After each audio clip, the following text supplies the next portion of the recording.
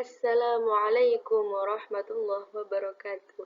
Perkenalkan, nama saya Nafis Fozul Hanif dari Program Studi Pendidikan Bahasa Arab Semester 2 Universitas Hasyim Asy'ari Tebu Ireng, Jombang, akan mempresentasikan materi tentang aliran dan madhab Islam di dunia, yakni aliran Mu'tazilah, mata kuliah studi teologi Islam. Bismillahirrahmanirrahim. Aliran dan madhab Islam Mu'tazilah diawali dengan perpecahan umat Islam yang tidak berhenti pada ranah pemikiran, namun juga telah masuk pada ranah action. Bukan hanya perbedaan pendapat, namun juga perbedaan aliran, dan diperparah lagi, perbedaan itu berakhir dengan pertumpahan darah. Adapun tulisan ini atau PPT ini akan membahas tentang bagaimana sejarah munculnya aliran Mu'tazilah, siapa saja tokoh-tokoh dan pemikirannya, dan bagaimana perkembangan aliran Mu'tazilah sebagai aliran teologi. Dalam sejarah pemikiran Islam, telah tumbuh dan berkembang berbagai madhab atau aliran agama, baik di bidang politik, hukum, maupun akidah atau kalam. Di bidang yang terakhir ini tercatat dalam sejarah adanya aliran-aliran seperti Mu'tazilah, Asy'ariyah, Maturidiyah, Salafiyah, dan Wahabiyah. Aliran-aliran tersebut masih tetap berkembang hingga sekarang, kecuali aliran Mu'tazilah yang sudah tidak berkembang lagi. Aliran Mu'tazilah dikenal sebagai aliran yang mengagungkan kemampuan akal, sehingga pemikiran kalam atau teologi yang mereka kembangkan bercorak dan rasional dan liberal. Aliran Mu'tazilah ini yaitu sebagai aliran sebagai penengah dari kedua aliran yang bertentangan secara diametral.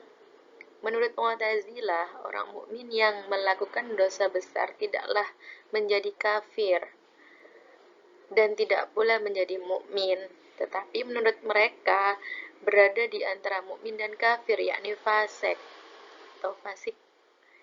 Ajaran mereka tentang mukmin yang melakukan bukan mukmin dan bukan pula kafir, tetapi fasik, menjadi salah satu doktrin mereka terkenal dengan nama Al-Mazilah bin Al-Mazilatain, atau biasa disebut juga polisi di antara dua polisi.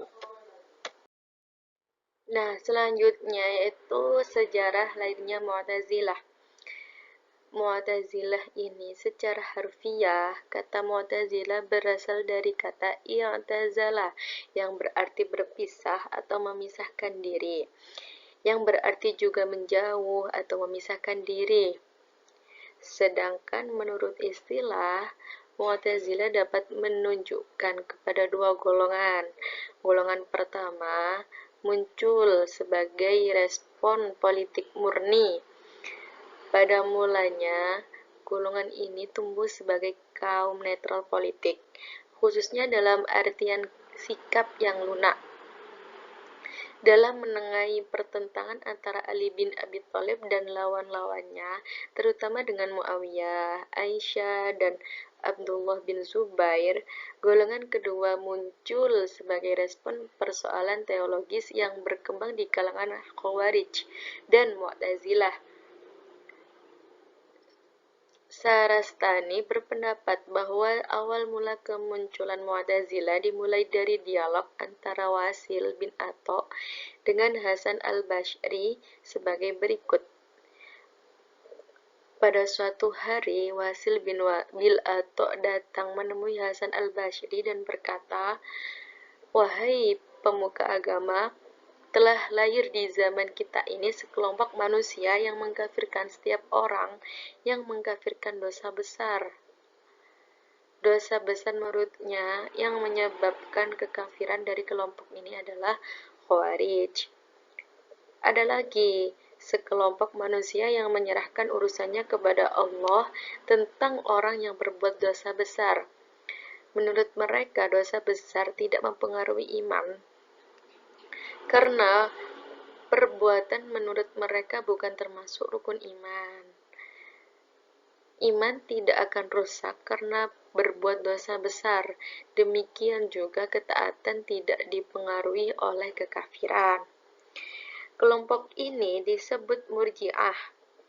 Karena itu, bagaimana pendapat tentang pendirian dari kedua kelompok ini? Kemudian Hasan al-Bashri berpikir sejenak sebelum memberikan jawaban pertanyaan ini.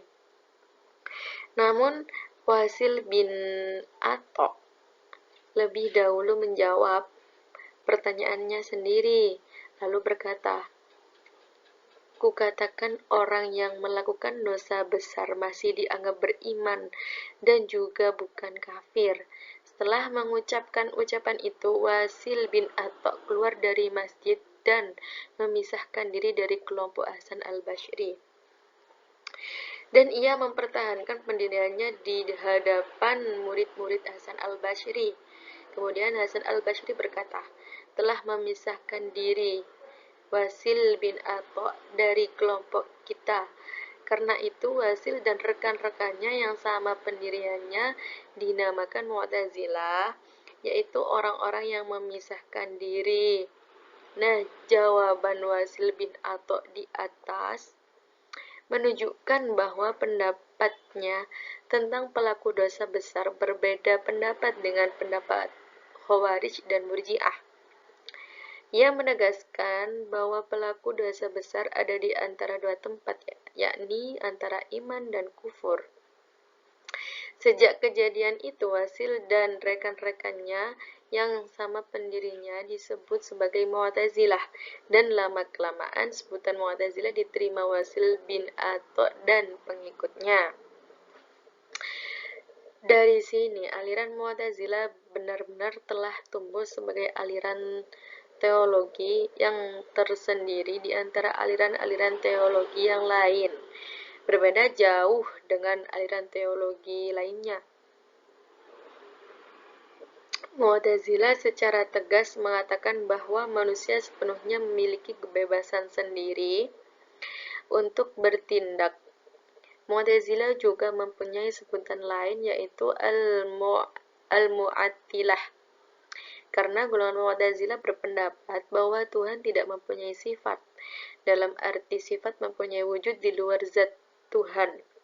Mereka menamainya dengan Wahidiyah, karena mereka berpendapat bahwa ancaman Tuhan itu pasti akan menimpa orang-orang yang tidak taat akan hukum Tuhan.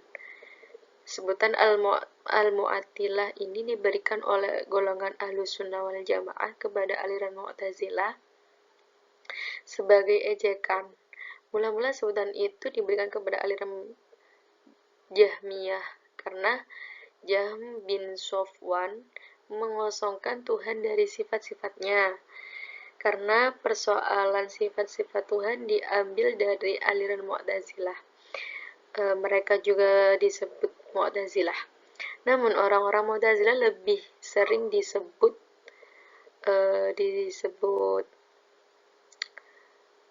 Ahlu al-Adl wa al-Tauhid. Nah, selanjutnya yaitu pertumbuhannya aliran Mu'tazilah.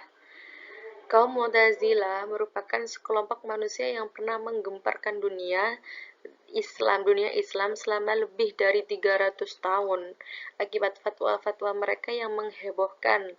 Selama waktu itu pula, kelompok ini menumpahkan ribuan darah kaum muslimin, terutama para ulama Ahlussunnah wal Jamaah yang bersikukuh dengan pedoman mereka. Aliran Mu'tazilah adalah aliran pikiran Islam terbesar dan tertua yang telah memainkan peranan yang sangat penting. Orang yang hendak mengetahui filsafat Islam yang sesungguhnya dan yang berhubungan dengan agama dan sejarah pemikiran Islam haruslah menggali buku-buku yang dikarang orang-orang Mu'tazilah, bukan yang dikarang oleh orang-orang lazim. Menurut Al-Baghdadi, Wasil dan temannya Amr bin Ubaid bin Bab diusir oleh Hasan al-Bashri dari majelisnya karena adanya pertikaian antara mereka mengenai qadar dan orang yang berdosa besar. Keduanya menjauhkan diri dari Hasan al-Bashri dan mereka serta pengikutnya disebut kaum Mu'tazilah karena mereka menjauhkan diri dari paham umat Islam tentang orang yang berdosa besar. Menurut mereka orang serupa ini tidak mukmin dan tidak kafir. Demikian keterangan Al-Baghdadi tentang pemberian nama Mu'tazilah kepada golongan ini. Nah, aliran Mu'tazilah lahir kurang lebih pada permulaan abad pertama Hijriah di kota Basrah atau Irak, pusat ilmu dan peradaban pada waktu itu. Asal-usul Mu'tazilah ada 3 teori yang semuanya berkisar dari kata i'tazalah. Yang pertama disebut Mu'tazilah karena Wasil bin Atha dan Amr bin Ubaid menjauhkan diri dari pengajian gurunya yaitu Hasan al-Bashri di Masjid Basrah, kemudian membentuk pengajian sendiri. Yang kedua, menurut pendapat lain, dikatakan Mu'tazilah karena mereka melepaskan diri dari pendapat ulama atau aliran terdahulu, yaitu mengenai hukum orang Islam yang berbuat dosa besar. Dan yang ketiga, disebut Mu'tazilah karena pendapat mereka yang mengatakan bahwa pembuat dosa besar berarti menjauhkan diri dari golongan orang-orang mukmin dan juga golongan orang-orang kafir.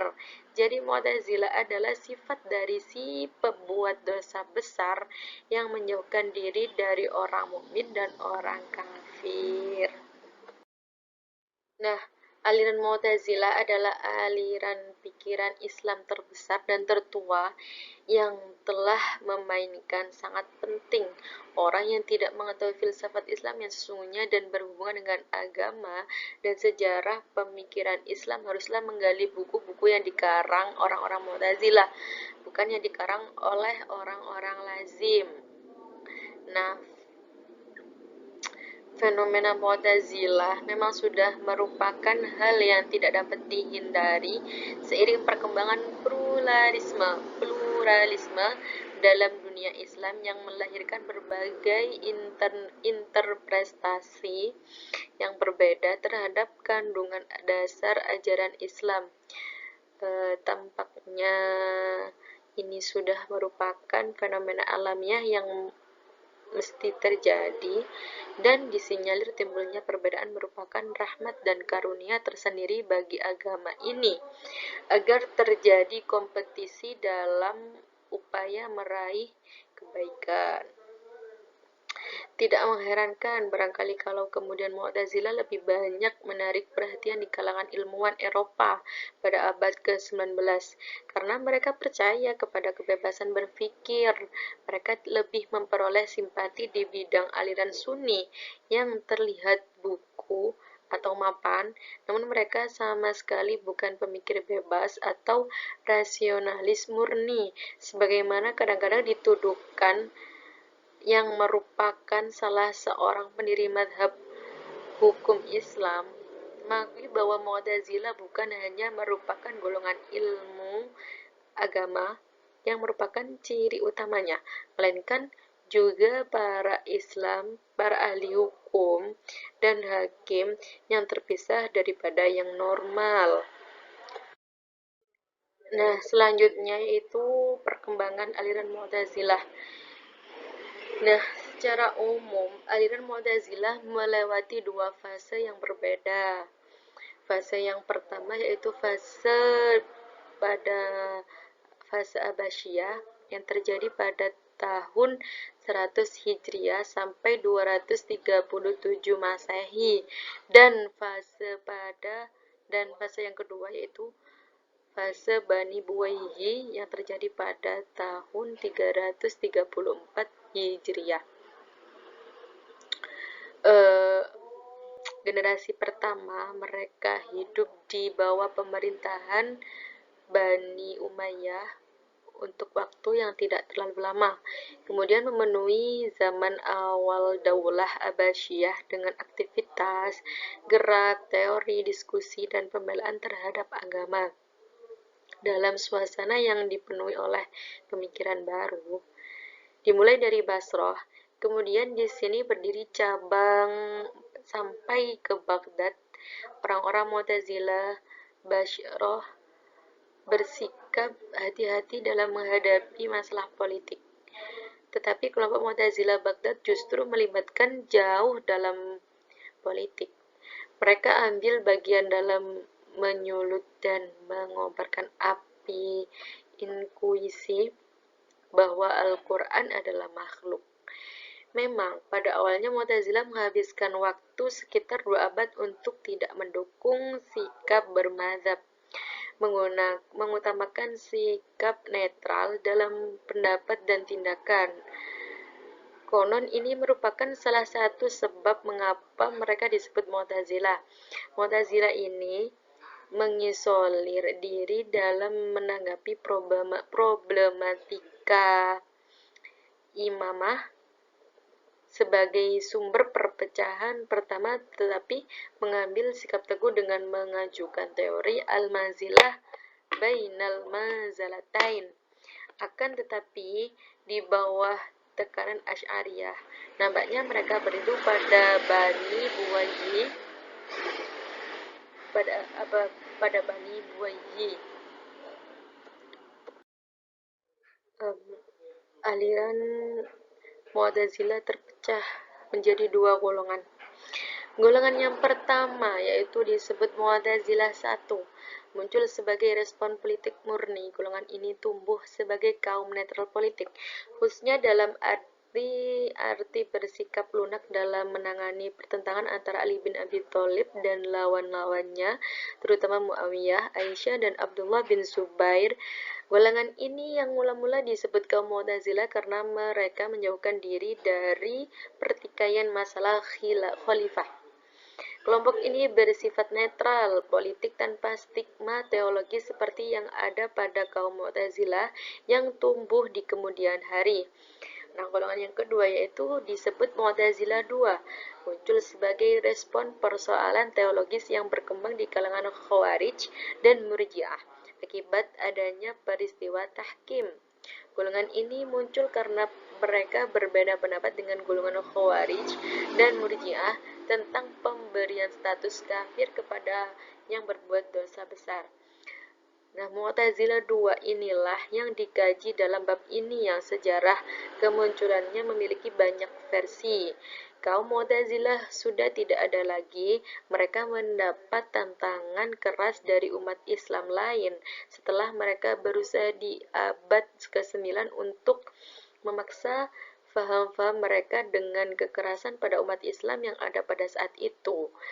Pemikiran rasional Mu'tazilah dan sikap kekerasan mereka membawa pada lahirnya aliran teologi lain dalam Islam.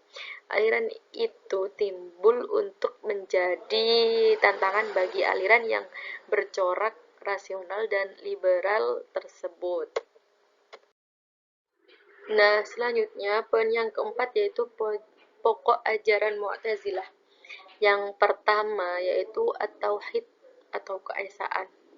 At-tauhid merupakan prinsip utama dan intisari ajaran Mu'tazilah. Sebenarnya setiap mazhab teologis dalam Islam memegang doktrin ini. Namun bagi Mu'tazilah memiliki arti yang spesifik. Tuhan harus disucikan dari segala sesuatu yang dapat mengurangi arti kemahaesaannya. Untuk memberikan keesaan Tuhan, Mu'tazilah menolak konsep Tuhan memiliki sifat-sifat. Konsep ini bermula dari founding father aliran ini, yakni Wasil bin Atha. Ia mengingkari bahwa mengetahui, berkuasa, berkehendak, dan hidup adalah termasuk esensi Allah. Menurutnya, jika sifat-sifat ini diakui sebagai kekal, itu berarti terdapat pluralitas yang kekal, dan berarti bahwa kepercayaan kepada Allah adalah dusta belaka. Namun gagasan Wasil bin Atha ini tidak mudah diterima, karena pada umumnya Mu'tazilah mereduksi sifat-sifat Allah menjadi dua, yakni ilmu dan kuasa, dan menamakan keduanya sebagai sifat-sifat esensial. Selanjutnya mereka merediksi lagi kedua sifat dasar ini menjadi satu saja. Nah, yang kedua yaitu al-adl atau keadilan Tuhan. Ajaran Mu'tazilah yang kedua ini adalah al-adl yang berarti Tuhan Maha Adil. Adil ini merupakan sifat yang paling gamblang untuk menunjukkan kesempurnaan. Karena Tuhan Maha Sempurna, Dia pasti adil. Faham ini bertujuan ingin menempatkan Tuhan benar-benar adil menurut sudut pandang manusia. Tuhan dipandang adil apabila bertindak hanya yang baik dan terbaik. Begitu pula Tuhan itu adil bila tidak melanggar janjinya. Nah, yang ketiga yaitu al-wa'id atau janji dan ancaman. Ajaran ini berisi tentang janji dan ancaman. Tuhan yang Maha Adil tidak akan melanggar janjinya dan perbuatan Tuhan terikat dan dibatasi oleh janjinya sendiri. Ini sesuai dengan prinsip keadilan. Ajaran ketiga ini tidak memberi peluang bagi Tuhan selain menunaikan janjinya, yaitu memberi pahala orang yang taat dan menyiksa orang yang berbuat maksiat. Ajaran ini tampaknya bertujuan mendorong manusia berbuat baik dan tidak melakukan perbuatan dosa. Nah, yang keempat yaitu al-manzilah bain al-manzalatain atau tempat di antara kedua tempat. Nah, ajaran ini mula-mula menyebabkan lahirnya mazhab Mu'tazilah. Ajaran ini terkenal dengan status orang mukmin yang melakukan dosa besar. Seperti dalam sejarah, Khawarij menganggap orang tersebut kafir, bahkan musyrik. Sedangkan menurut pandangan Mu'tazilah, orang Islam yang mengajarkan dosa besar yang sampai matinya belum taubat, orang itu dihukumi tidak kafir dan tidak pula mukmin, tetapi di antara keduanya mereka itu dinamakan orang fasik. Jadi mereka ditempatkan di suatu tempat di antara keduanya.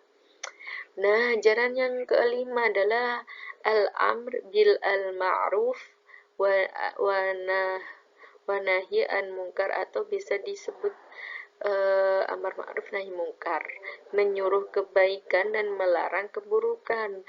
Ajaran ini menekankan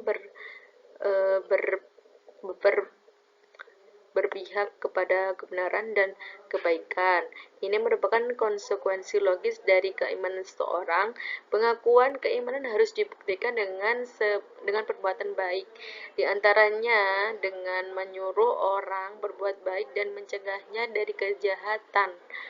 Perbedaan mazhab Mu'tazilah dengan mazhab lain mengenai ajaran kelima ini terletak pada tata pelaksanaannya.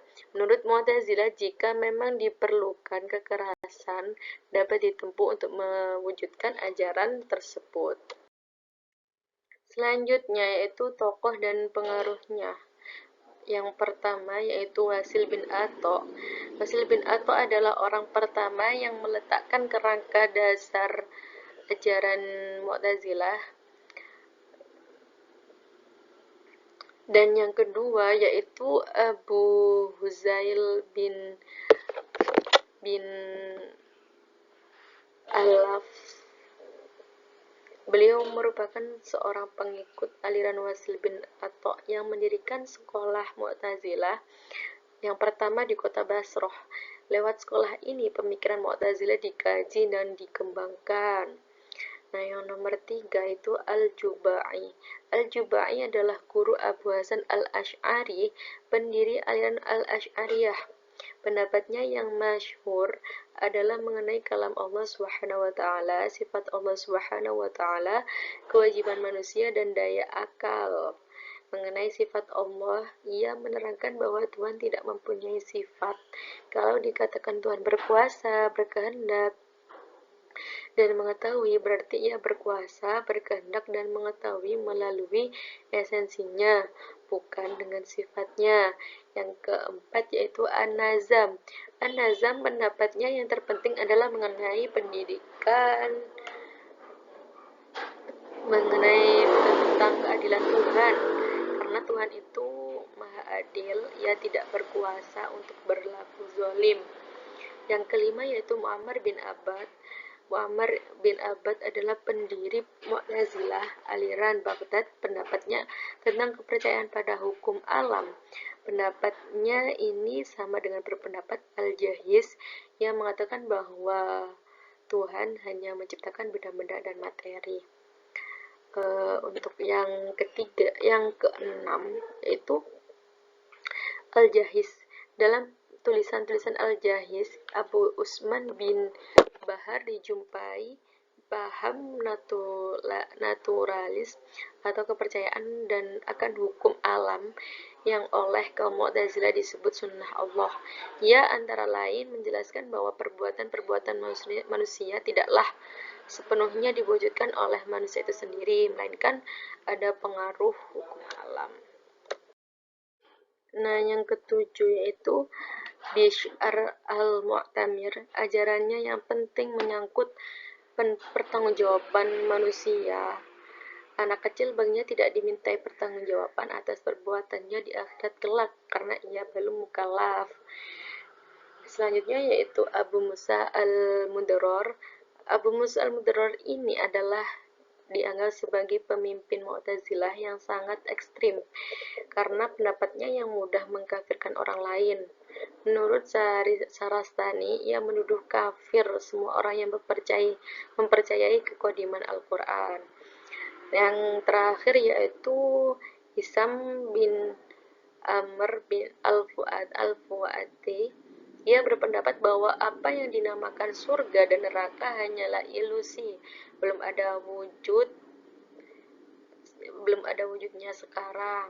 Alasan yang dikemukakan adalah tidak ada gunanya menciptakan surga dan neraka sekarang karena belum waktunya orang memasuki surga dan neraka.